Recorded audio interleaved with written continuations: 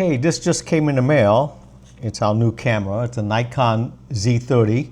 Now, Nikon has refurbished products on the website. They do their own refurbishing, and if you know anything about Nikon's refurbishment, when you receive it, it's usually like new. I mean, they're probably one of the best manufacturers at refurbishing the equipment. But this is an open box of what a refurbished Nikon camera looks like, a Z30. So it comes double boxed. It's in a white box, so you don't get Nikon's retail box. It says refurbished on it. Let's get this thing open. Okay, we'll cut this thing open. Now this one here, I purchased the one with the kit lens. So the kit lens on here is 16mm to 50mm at 3.5. For kit lens, people say this is one of the best. Forget the kit lens, it's a great lens overall for sharpness and all the important specs. Flaring, vignetting. So this is what it looks like.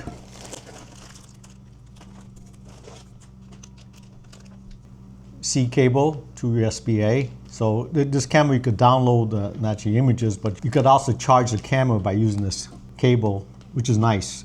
You don't have to use AC adapter for your battery charging. Got your typical battery. A discreet looking Nikon strap here. The camera itself. Now you have to go and register this camera on the website because they give you a video course on how to use the Nikon Z30. They charge $30 for the course, but if you register it online, actually, the course is free. Okay. This is the kit lens. I like this kit lens because it's so small, it's compact. So it's got the variable reduction built in, so you got both lens stabilization and electronic stabilization. So they got it pretty well packed. As you can see, there's absolutely no marks on this thing. It may be even brand new lens that they throw in on the refurbished units. But you can see how compact the lens is. Yeah, it is. I don't expect to see any flaws in the lens itself. I'm looking at the lights bouncing off of it, and it's absolutely clean. So that's the kit lens. This is the camera itself.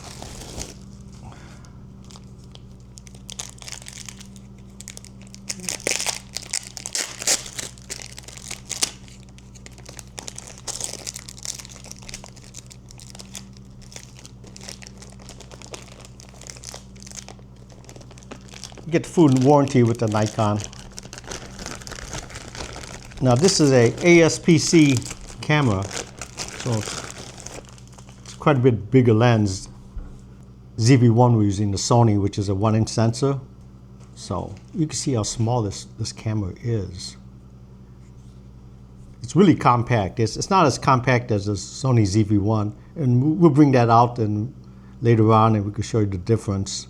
But I'm just concerned about inspecting this unit. There's not a mark on it. There's no scratches, scrapes, scrubs, or anything. We remove this to, for your sensor, but we'll do that later. Let's see what the screen looks like. Yeah, there's no scratches, there's nothing on it.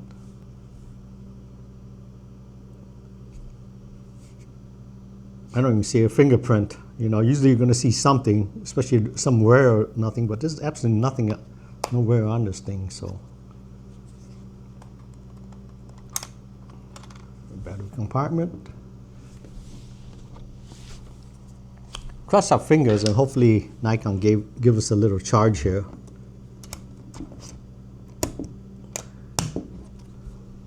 We'll pop this open. Turn it on. We got charge. That's nice. It's 2/3 charged. See, let me see if this, turn the screen around. And I don't think it's gonna do it. I like the Sony, as soon as you open it up, it fires up. This one here, you gotta actually use the on-off switch. It fires up pretty quick.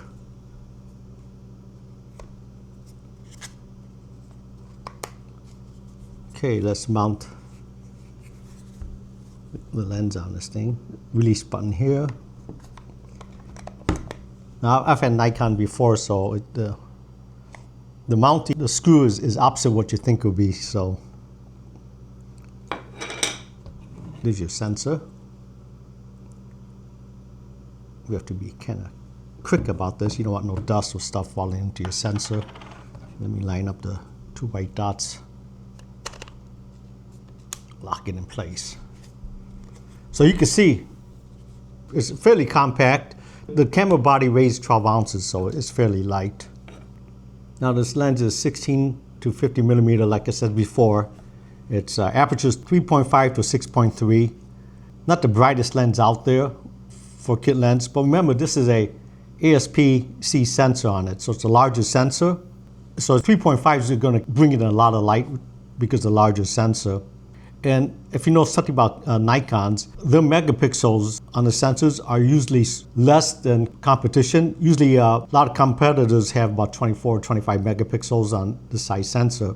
Nikon always believed, and this is going back into the V1 series, that to have less megapixels on the sensor means that you're going to gather in more light. And less megapixels on the sensor means that it's going to be quicker to shoot. And that kind of makes sense in a way, because although the competitors have 25 megapixels on the sensors, they're going to have a little more detail, 10% a little more detail resolution, but that's only for pixel peeping. In normal usage situation, you're not going to see the difference. You rather have low light capacity and be able to shoot quicker, less megapixels. So that's Nikon's theory. Just a quick unboxing of this camera. What I'll do is that we'll set it up, take some pictures, and give you my overall impressions of it. But even with the lens on it, it's a very light camera, and it's got good grip. I mean, compared to the Sony ZV-1 that we're using, this thing here is pretty quick. We're shooting this video on the DJI Pocket 3, so you can see even holding it this way, it's very easy to grip. Okay, so just for comparison, let's bring out the other camera so we can see quickly, and then we'll do some shooting with this camera. Okay, we're going to weigh out this camera. Now, the camera weighs about 12 ounces without the lens. Now, this is with the kit lens in and the battery in place. So,